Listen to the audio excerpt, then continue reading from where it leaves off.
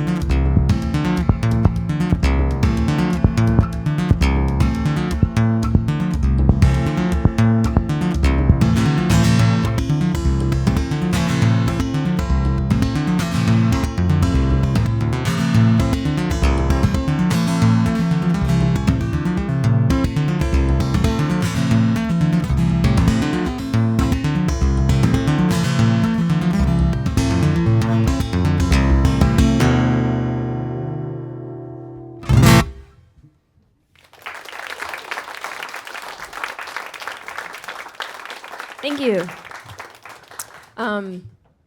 I will be 39 in August.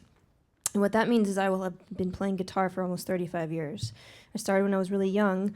And as you can see, I started to do something differently with the guitar as a teenager, and have made a career out of doing interesting things with it. Some more traditional, some more unorthodox, like you just saw. But the most interesting thing that I did recently was I started to incorporate visuals into my live show. So the show that I do is based around a projection-mapped guitar. So the light is only hitting the guitar, and a screen behind me, and I am in silhouette, and I'm almost a character that ceases to exist other than to serve the purpose of playing the guitar. So because of this show, it's called The Neck is a Bridge to the Body, I found myself falling into worlds that I never thought I would, such as the design world and the performing arts world and the sort of more theatrical world. And through this, I was introduced to very different people, not just musicians, but designers and thinkers and software engineers and people who were just fascinated with what I was doing. One of whom was a person that introduced me to the amazing woman sitting here, Giorgia Lupi. His name was John Maeda, and you may know him. Giorgia's going to talk a little bit about our collaborations and what we've done since we've met, and we're going to then sort of continue the conversation. Welcome, Giorgia Lupi. Thank you. Hi everyone. My name is Giorgia, and I'm collaborating with my dear friend, and as you've heard, a super talented musician, Kaki King, but I'm not a musician myself. I work with data, and we will explain you and show you what we're doing together in the space of data, music, and data visualization. But let me take a step back and share with you who I am first.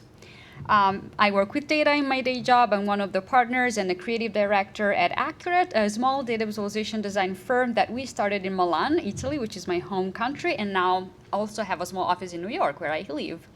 And yeah, this is our talented team of designers and data analysts and developers. They say hi from Milan, and we're missing some of them in this picture as it was taken a little ago, but we hardly are in the same place, so that's the more complete pictures that I have.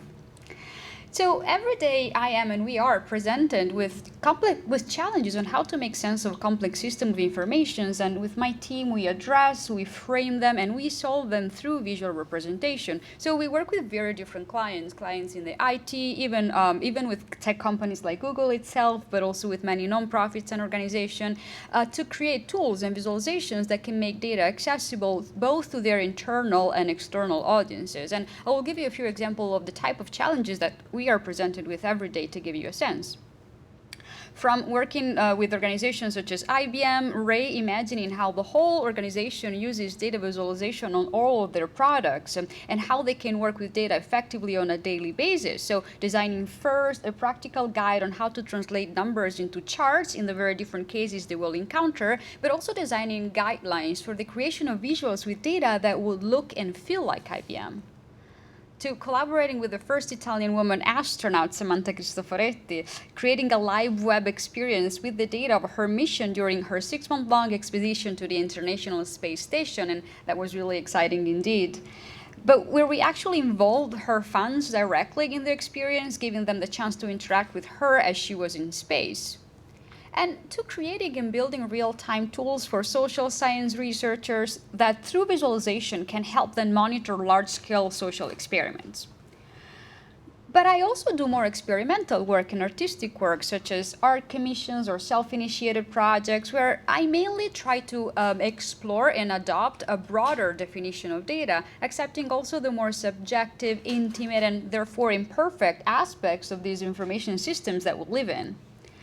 I talk a lot about what I call data humanism, that is my attempt to define the focus of my research and to understand what my personal contribution to the field of data could be.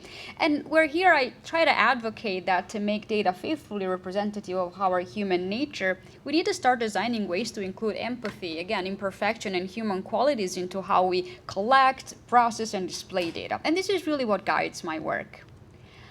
The project that I'm probably most known for is called Dear Data, a year-long collaboration with another information designer, Stephanie Pozovic. That was, for me, the big data hangover cure. Stephanie and I only met twice in our life, where we decided to run this very radical experiment around one main question. Is it possible to get to know another human being through data only? So for what we call Dear Data, every weekend for 1 year, we used our personal data to get to know each other. Every weekend for 1 year, we would collect personal data around weekly shared mundane topics, from our thoughts and ideas to the interaction with our partners, to the compliments that we gave and received, to our most intimate feelings. So 52 excuses in form of data to investigate and reveal aspects of ourselves and our lives. Personal data that we would then manually hand-drawn on a postcard-sized sheet of paper, that every week we would send from London to New York, where I live, and from New York to London, where she lives. And I'm always so jealous of the red London postbooks when I show these slides compared to the creepy, New York mislot. So every Monday in for 1 year. So the front was always the data drawing, and the back of the postcard contained, of course, the address of the other person, but also the legend, how to interpret our drawings. And so we started looking at our days through data, but not only quantifying the numbers of times we would perform a certain actions, instead adding contextual details about why, what was happening, what was the situation and the feeling.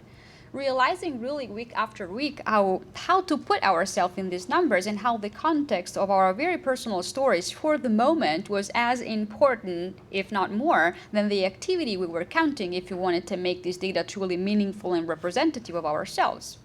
We've investigated our minds and our most intimate thoughts and fears through data, sharing with the other person all the moments we felt anxious, sad, frustrated, fearful, and explaining why through the way we categorized our moments of negativity.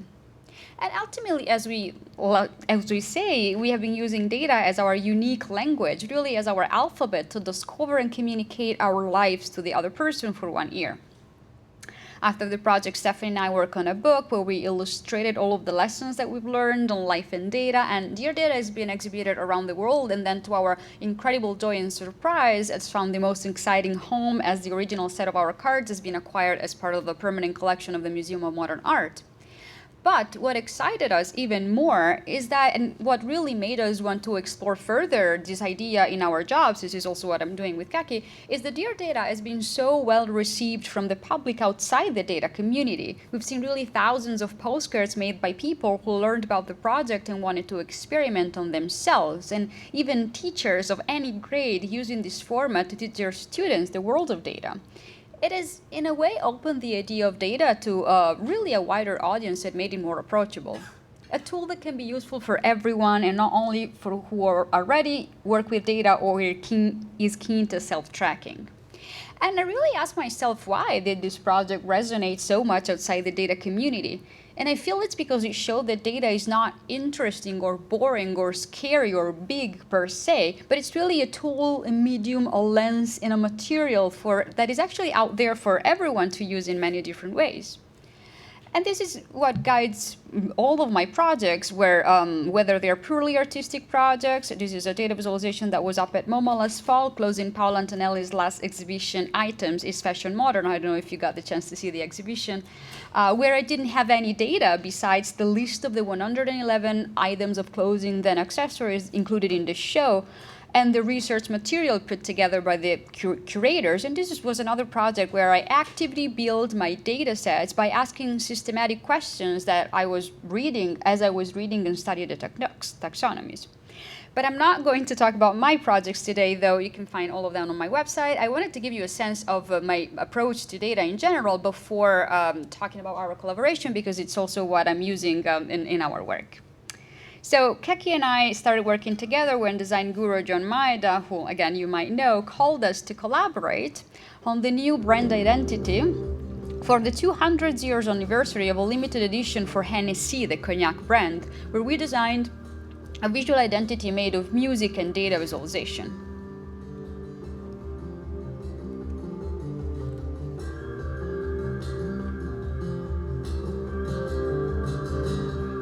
And this is, of course, Kaki playing.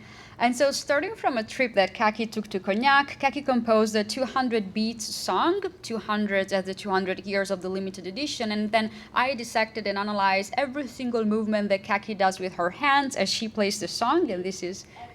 Every single movement. It was kind of laborious, yeah. It was amazing, yeah. It was Yeah. incredibly laborious, and this is not... Yeah, so normally when you have music, you have notation. With guitar, you can have tablature, which is a map of the neck of the guitar, where to place your hands. But in this case, it was if the left hand index finger swipes up on this beat, that is its own symbol, as opposed to the middle finger of the right hand doing something. I'm still... I mean, even after so many collaborations, I'm still floored that you went to the link that you did to dissect what you did. Yeah. And the cool thing about it is, as you're going to say, it wraps around the box. Yeah, and it is a tribute to the 200 years of VSOP. Yeah, my work tend to get pretty detailed. I tend to get very obsessed with that. Your brain is built for it, though. Yeah. Well, I mean, so this is the idea of the whole process. And then visually, I was taking clues from Hennessey's visual legacy, which is really done of all of these calligraphy types. And I plotted all of that into this visual score where every vertical line is 1 beat. So again, 200 beats to create the visual centerpiece of the branding of this special edition. And this is how it looks like in the end. So again, every symbol that you see is really the representation of things that Kaki does with her hands. And I mean, I feel that like, and we are starting to open up this into a more conversational thing. I feel that the reason why we decided to go this far is that there's only so much information that can be told through a score or a tablature, and especially in Kaki's case, and you've heard how she plays, there's a lot that can be really, you know, it's hard even to transcribe what I do and to make it as specific as possible. It's still very difficult for people without seeing me do it or having it explained to them. It's hard for it to just be placed on a traditional notation and tablature score. Yeah, but then Kaki and I fell in love with each other's work, and we decided to keep exploring together. Early last year, we guided an audience of 2,000 people in the Opera Theater in Cape Town on how to see music exactly as we were describing, based again on a laborious representation of what Kaki does with her hands on her guitar as she plays. And actually in this case, where both the song and the visuals were informed by personal data collection from our lives. As I did in Dear Data, we also did it together to compose a structure for Kaki to interpret what we did in our days and compose a song. And this is the visualization of the song that she played live as she guided the audience to really understand what every symbol means. And just really quickly, in every section, the number of black lines is the number of beats, and the symbol above represents the song being played, where the top of the flower is Kaki's left hand and the bottom part is her right hand. And the position, the colors, and the dimensions of the symbol represent exactly the gestures that Kaki does with her hands, and it sounds like this.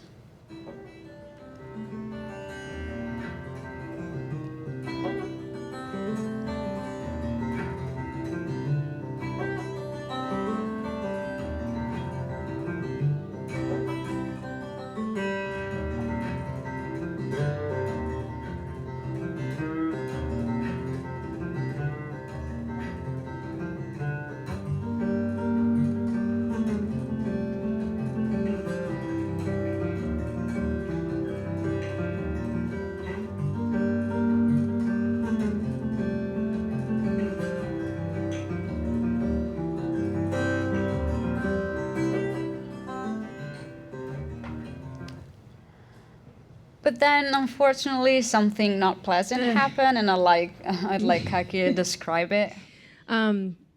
So Georgia and I had done these 2 projects together, which, you know, when you work on a project that is as time-consuming and laborious and back and forth as it is, you get to know each other, even just doing 1 or 2, as was the case at this point. And so I had a trust in Georgia that I turned out would need, really.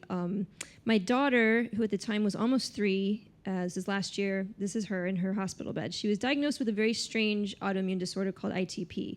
It's normally not life-threatening, but it causes your body to attack its platelets, which is essential for blood clotting. So my daughter basically woke up one morning and had blood in her mouth. She was just spontaneously bleeding, and it was terrifying. She went to this is her in the hospital with her owl, her trusty owl, with her arm is wrapped up because she's having an IV of, she's actually having a platelet transfusion. She had 2 of those, and it was absolutely terrifying. It's a strange disorder. It's very, very weird when you are told that your daughter's body is attacking itself. If it's something from the outside, it's like, okay, well, we can fix this, we can make sense of this. But this was happening inside, and also there's very few side effects when children have it. So she was fine. She didn't have fever, fatigue. But you can show them the next one. Yes, this is what was happening to her body spontaneously. These types of bruises were coming up everywhere. My son had been born just a few weeks earlier, so we were, had a new baby and a daughter with a, very strange illness. So the family was kind of separated. I stayed in the hospital with my daughter, and, I would just watch these bruises just appear on her body. But a few weeks into the process, she was sent home. We were given, she had medications. We were told, don't let her hurt herself, don't let her fall off. She's a very rambunctious child, so that was hard. I started to collect data because I knew that this was a way to keep track of what was happening with her, but also I think that it really became more about me because I was losing I was, not parenting well. I was not coping well, and collecting data on my daughter, on her medications, on her bruises, on all of these things, and then at the end of my data collection was the annotations part, was basically the information I had about myself. And I recognized that, so we would go back to the doctor, get her platelet count, get her number, and I would base my life off of that number, whether I was happy or sad or able to deal with some other issue or not, or had to, I connected my emotions and my stability to this number that for my daughter really wasn't affecting her. She was still happy and she was energetic, and she just happened to have this thing that she was hopefully going to grow out of. So the data collection we did really helped me disconnect from what was happening to her medically versus what was happening to her emotionally.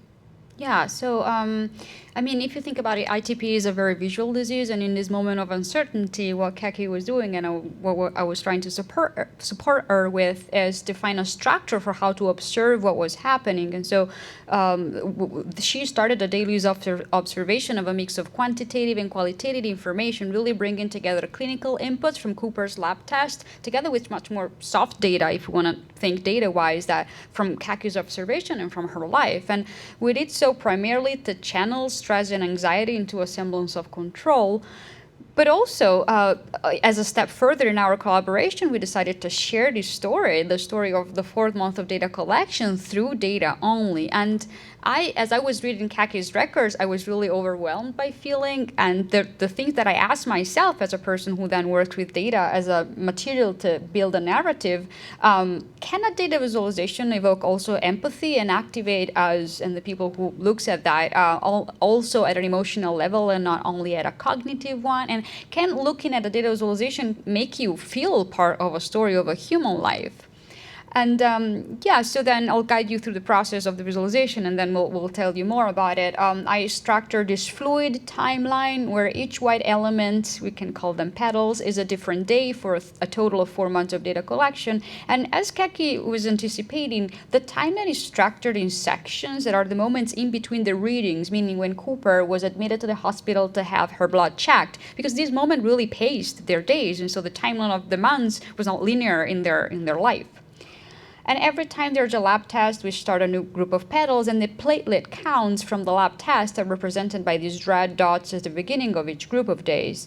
And we need to say that the normal range for a platelet count varies from 150 to 400, and so the numbers of 1, 7, and 30 that you see in the beginning are really frightening. And then I began to incorporate Cooper's skin as was observed by Kaki. The intensity of the bruises is represented by these purple and green splotches. Of course, the more intense and present, the more they were present that day on Cooper's skin. The petechia, And, and sorry to jump Sure, in, but those were really hard things to quantify. And I knew that, again, like my trust in Giorgia was that I could say, these bruises are bigger or they're more purple. What happens when you have a bruise and you have ITP is your platelets don't rush in to help the clotting process, so you sort of bleed into your bruise, and an old bruise can even become new if your platelet count drops. It's just the blood simply starts to leak out. So yeah, I mean, and there's also these things, and I know you're about to speak about them, but petechia, and they're basically just burst blood vessels under the skin that can also happen spontaneously, or normally if you scrape yourself and don't break the skin, you might get a few, but they go away fast. Cooper would just, there'd just be this horrible rash on her neck, on her face.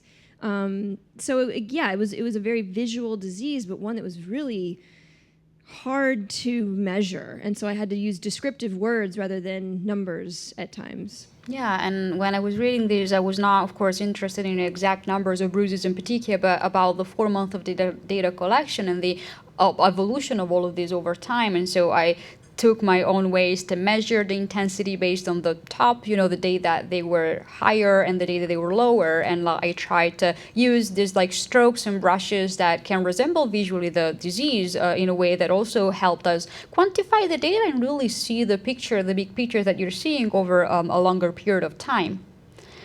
Well, then we added details about when Cooper was taking medication, steroids specifically, and there are these grape shapes that affects the day. Also, Cooper had some incidents, such as, she fell at the park while playing, or she got bitten by a mosquito that caused her skin to worsen, and we wanted to see how that affected the skin, so we also included that. And you see how these fluid timelines begin to take form and to visually tell the story of these months. And again, as Kaki was describing, besides medical data, there's also what was going on in Kaki's life and in her mind. She tours a lot, and she felt very stressed when away from home in this particular period of time, and the day that she was gone are indicated with these black dots on the days that she was gone. There have also been, luckily positive moments in these 4 months, such as a fun birthday party for Cooper or her brother, or a great Halloween night that I represented as these bright yellow spots that cheer up the visual in a way. And lastly, Kaki also kept track of her level of hope and fear for the day that she reported on a scale from 1 to 10 for both emotions, and that here are visualized through the floating lines framing the days, where the dark lines are her fears and the orange line are her hopes. And, as she was describing, this whole process is not only about Cooper, but it's mostly about Kaki and her life and their feelings. And all around we had some bits of Kaki's personal notes for the day, and this is the final artwork. And ultimately, this data also became, of course, a piece of music that she composed directly from the 4 months of data collection. And I don't know if you want to explain it, but this is the score that... This was my score to help me, to analyze the data that I had written down and to create a piece of music. So these are all the measures. So I believe we did... each measure is a day. The song is 120 measures covering the 240 and 20 days of data collection, and the timeline of the song is exactly representing what was happening in their life exactly as the data visualization. There are elements in the song that reference the amount of petechia on Cooper's skin, Kaki's changing mood, and the main guitar part is a musical map of the bruises on Cooper's skin. This was a really hard one. Yeah.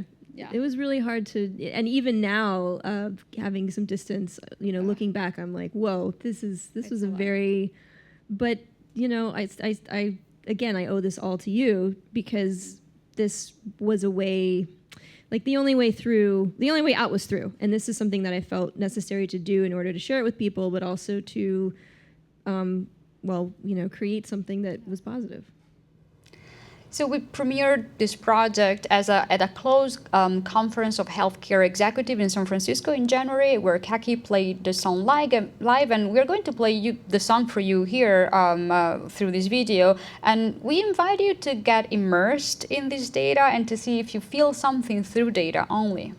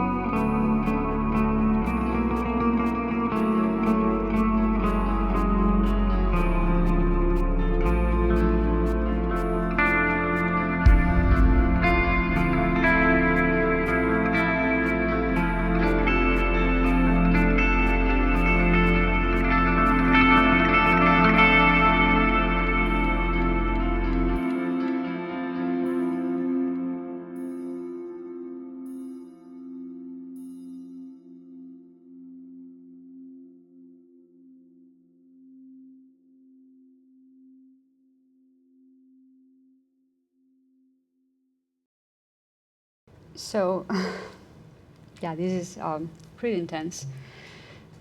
But for the purpose of talking about it and sharing it with you, as you can probably see, this is not by any means a scientific representation of data, but still we think that it paints a pretty complete and sensorial picture of these very personal journeys. And really, this type of overlooked information, what's going on in people's lives, their feelings, might be as important as clinical data and lab tests to frame a disease, especially from the point of view of the patients and their family. And after we released the project publicly, we've received really a lot of messages, very personal messages from parents, caregivers, healthcare practitioners, and in general human beings that were deeply moved by this story that we only told through data. Many practitioners, they mentioned that they realized for the first time that data could be this and used in this way. Many sharing how the project really made them think about data differently in their work, and they're starting to think about how to include other types of data that they can measure with the more human side. And, well, yeah, Kaki and I are keeping on to explore together, and we will have some news soon. I feel we'll also now like to open it up to a conversation. And for those of you who are wondering, Cooper is fine now, Cooper is right? okay. She's Yeah. she still has ITP. She's still probably, we're unsure whether or not she will grow out of it entirely. This is her and her baby brother a few months ago.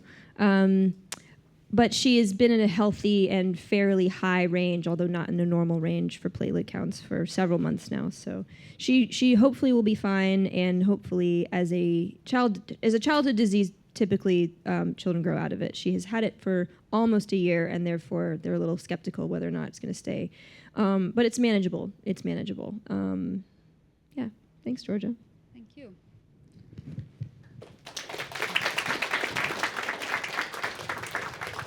So I would like to personally say thank you for sharing this story and for coming and not only sharing musical art with us, but visual art and in dealing with data. And in watching this, I'm reminded of Neil Gaiman's speech about make great art. No matter what comes along, no matter what you face, make great art. And this is a perfect example of what seems to be great art coming out of a difficult situation. I agree. I mean, I think that, when I see every time it's never been easy to, witness this, and I certainly, this is not the first time I've cried, but when everything pans out at the end and you see the full artwork, and, especially when I see the printed art, I think, God, that's so beautiful. And it does, change my emotional state from something that's just filled with anxiety and tenseness to, wow, at the end of the day, we were able to make something that's really healing and beautiful. And, I owe everything about that to Giorgia. I was only a supporter. That's here, not and, true. well, yeah. But there's also just this incredible density to it, not just the data set, but the way that it's layered in the artwork, and then the density in the music. And it, in an interesting way, reflects the music that you've always been making, which is incredibly dense and almost needs, as you kind of alluded to before, to be seen. Hearing it almost undersells the importance of what's actually going on, the whole package. I think that's the strength of Giorgia and our work together, is that, alone my music is what it is, alone her artwork is what it is. It's both very good, but together we're able to make something that's very, very intensely powerful. I mean, I think anytime you merge visual and musical information, there's always an increase in the emotional content and the, people's ability to connect and to have,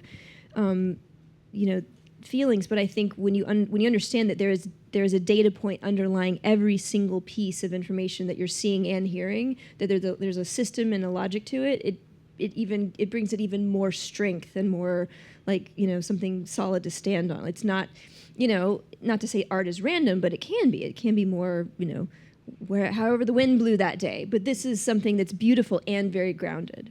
Yeah, and I feel, just to add up to that, I feel that, again, the reason why we like collaborating and we feel that, it's really good for us to work together is that both your music and my way of visualizing data, again, as you pointed out in the beginning, are very dense and very rich, very detailed. They complement and so each other. I feel that, if I was probably a person who worked with data in a more standard way, and if you were a musician who worked with music in a more standard way, probably we still would get along, but maybe, yeah. I know you mentioned this composition, the music that's underlying, is based around the data. Out of curiosity, have you looked at examining other massive data sets to see what they sound like? Well, it's tricky. And I mean, even the previous things that we've done together, it's very, music has a music wants to have rules, and it wants to fit into a much, typically, I mean, the scale has 7 notes. There isn't a sort of infinite amount of options. There are many textures and styles and colors. But one thing that we talk about a lot is how music is something that develops over time. And now you've always said data does too, and yeah, especially a data collection that you do on yourself on anything in the world develops over time. But it's but it's also potential to stack data, like this, and it's trickier to do that with music, to sort of say, well, I've got 30 data points, which you can easily sort of show in a line, but to put those 30 data points into a musical note or a musical measure, it's a lot harder. So I guess what I'm saying is trying to work within the parameters of music in general, even pretty far out ideas, and work with data sets is challenging, but it's also feasible and something that we're taking on. Yeah, we're collaborating. We will have some news soon. Hopefully, something big. We're gonna have a baby. A beautiful artistic baby. Yes. Wonderful. Detailed. Let's take some questions from the audience, please. Hello. Yes. First off, thanks for coming again. And so, like a lot of creative projects, I mean, pretty much everyone that I know of, where you're collaborating, there's often disagreements. And I was wondering, especially when it's something so personal, like you might bite your tongue, and if maybe one person has an opinion about the other one's expertise, it's harder to talk about. But I was just wondering if you could tell us any stories about that, if there was any disagreements. In this particular case, I was still so distraught that I needed guidance, and I feel, for the most part, and you'll have to correct me, because my memory, even of this time period, was very cloudy. My son, unfortunately, also had a issue with his heart. So just having 2 sick children is like more than, it's really difficult. So I looked to Giorgia for guidance, and I really didn't step in the way of anything, unless I did. Do we have a fight? No, I feel, honestly, I feel that we never had a fight at all. But we have had our. Well, I mean, we're different. We're different. We're very, very different types of. We have different styles and a different approach. Even today. Oh yeah. I mean, how many emails did you send me about today? And I was like, Georgia, it's gonna be fine. We're just gonna do our thing, speak to people. And you're like, Kaki, I have to have my notes.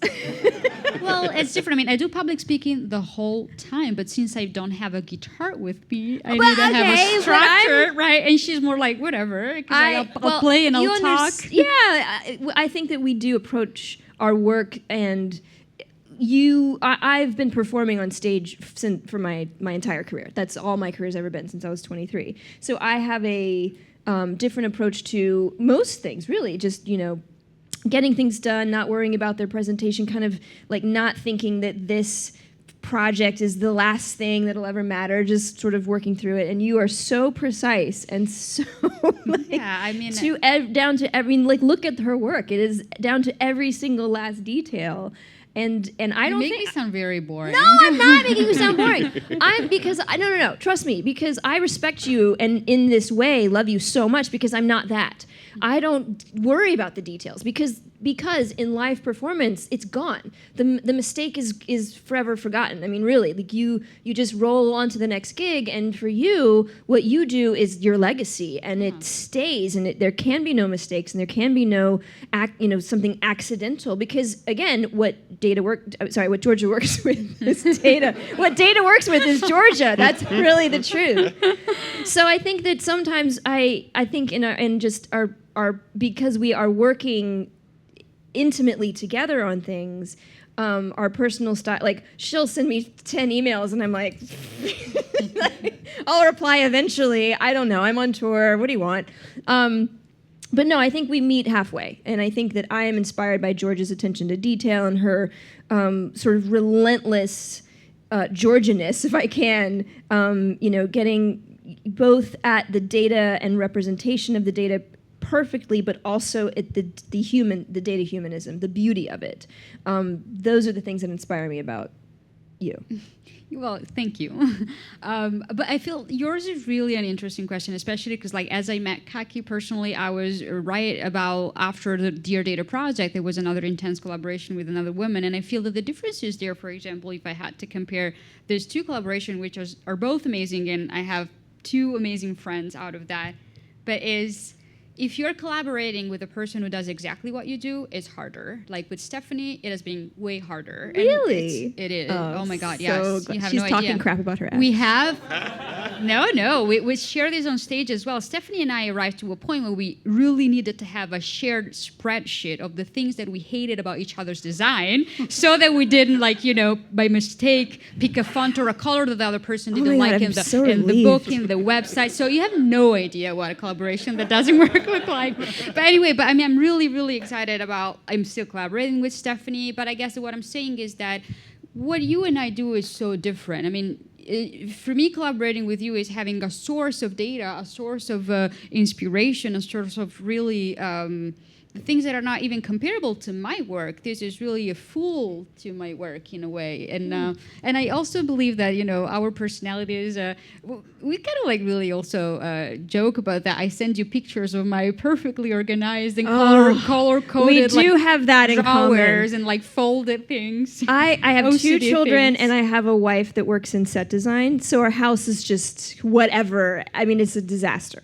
When you need to breathe, I mean, And when I can need to send you pictures breathe, of I my asked house. Giorgia, can you just send me a picture of your pens? Just your organized pens. And I get these beautiful photos, and I get so calm. And then I threaten her. I'm like, I'm going to send you a photo of my medicine cabinet. So yeah, we do like clean, organized things. We do have that in common for sure. And I think that, ultimately, I think we like our lives to be clean and organized, and our work to be powerful in that way. So no giant fights yet, but definitely certainly different personalities, but probably that have arisen from the work that we've been in for so long.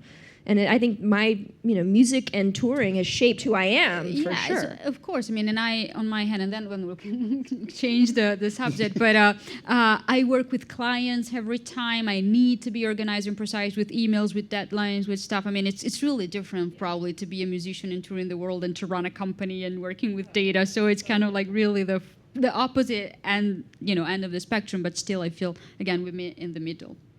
Well, on the topic of organization, and I think we do have a couple more minutes for questions. If anybody else, please make your way to a mic.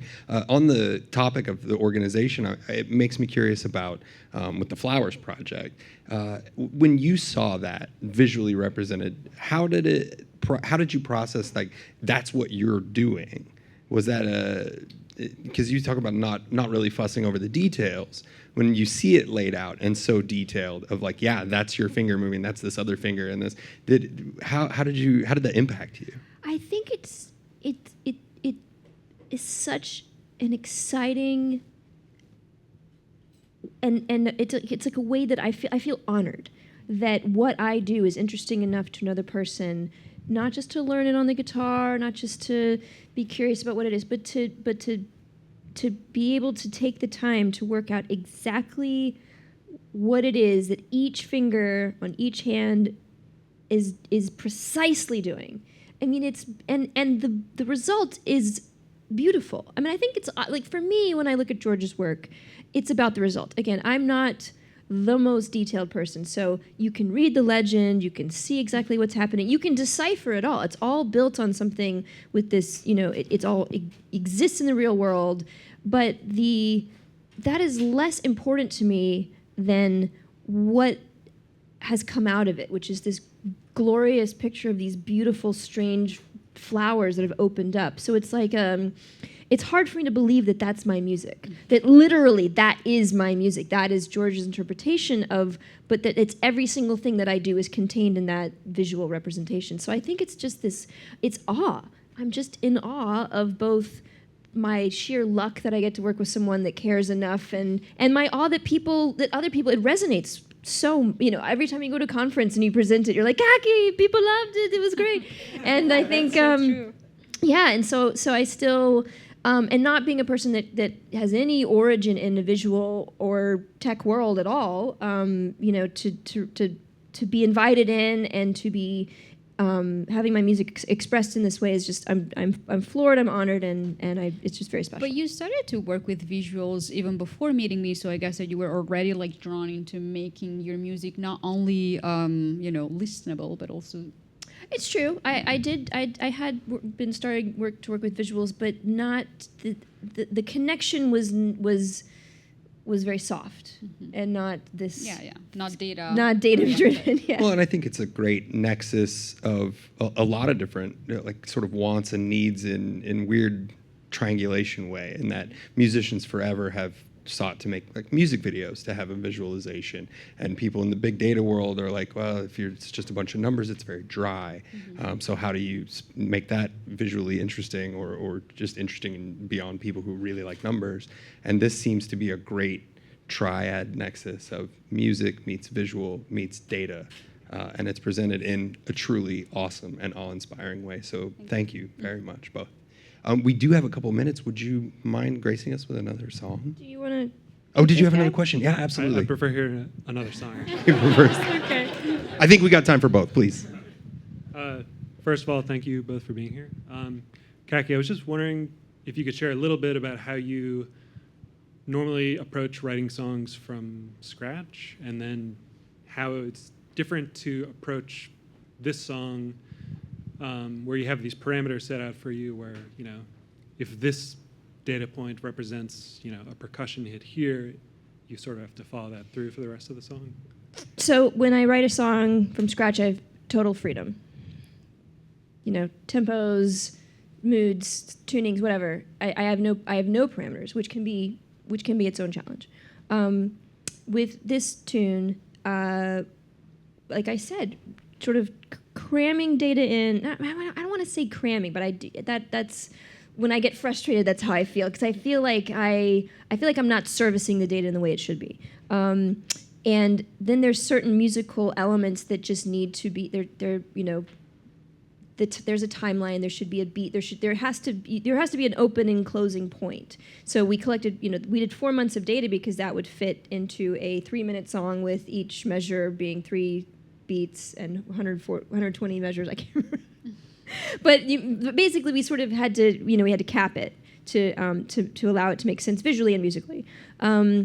And so, for instance, there's a part where my mood would shift, and the piano sound would go from a major to a minor, or the underlying synthesizer sound.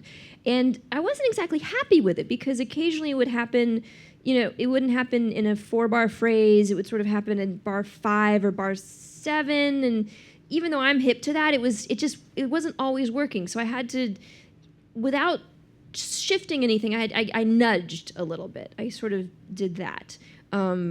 So trying to retain all of the integrity of the data and retaining the integrity of the music is actually hugely challenging. And it's something that I think that I'm still figuring out the process of. If I can add one thing, like following you from afar as you were composing the music, like not from afar, but like from the outside, is not that you decided what notes to play based on the data, but you had some melodies in mind, and then, or melodies, like, let's say, combinations of sounds that then would integrate the timelines in the data collection. So it was not really a direct translation of data A, note, G minor or something, but it was more of like, okay, following some instructions, knowing that there are some sections and moments that needed to be represented with a sound to really pay the truth to the data collection. But there were moments when I feel it's not that you were improvising, but that you took a fair amount of probably freedom in little phrases to express also things that were really personal for you, like your changes of mood. So I guess I'm saying it's not really always a direct translation, but it's more like data that informs the music composition. Whereas with data visualization, probably also because it's more formalized and because people need to understand and see, well, for data visualization, it is a direct translation of the data points. Well, but also what you do and with your focus on data humanism, it allows me to look at data and say, I have a feeling now. So, so much of what you do with your data, with other things, has so much, personal emotion built into it. And music is the language of emotion, especially, instrumental music, which is a language I'm very familiar with. So it's almost like, is it more important for this precise note to land on this exact measure to represent, when we were in the hospital, or is it more important to you to feel that? And I think that the data humanism aspect of Giorgia's work and music allows that connection to be made, allows that freedom and to take a tiny bit of liberty, but still more effectively getting the point across. Excellent, thank you. Again, just absolutely astounding work. It's really beautiful. It's really sonically amazing and astounding, and you both have created something amazing that I think that people in the world can grow from just watching, and hopefully it does have that impact. We look forward to what is next. Are you able to tell us anything about this? Sure. Art and music, baby? I have, because of the foray into performing arts and theatrical work, that's still based all around, me playing the guitar, but I have a lot more creative freedom and license, and because of my work with Giorgia, there are arts organizations out there who are basically saying, we are inviting you to create a work that incorporates what I do, what Giorgia does, and tells more of a story through data, not just data visualization, but to kind of address all of what does that word do to your mind, and to talk about it. And Giorgia has been, I've sort of signified her as my muse and my consultant, and as well as someone that's going to do a lot of visual work for the show, both in the sort of things that you've already seen, and hopefully some ways that we haven't tried yet. Yeah, so it'll be hopefully like a full show together, like with Kaki, of course. It's going to be the person playing in 2019. And for me, it's also really interesting to take this idea of data humanism and bring it outside the data community or the visualization community, and try to tell a story out of the many different ways that we have to look at data, and that data, soft and small and big and cold, influence our lives. So that will be it. Stay tuned. Excellent. Well, I'm certainly looking forward to it. And again, thank you very much both for being here today. Thank you for Thank you. having us. Thanks. And absolutely, please, the stage I is will. yours. Okay, Grace us here with we another go. tune.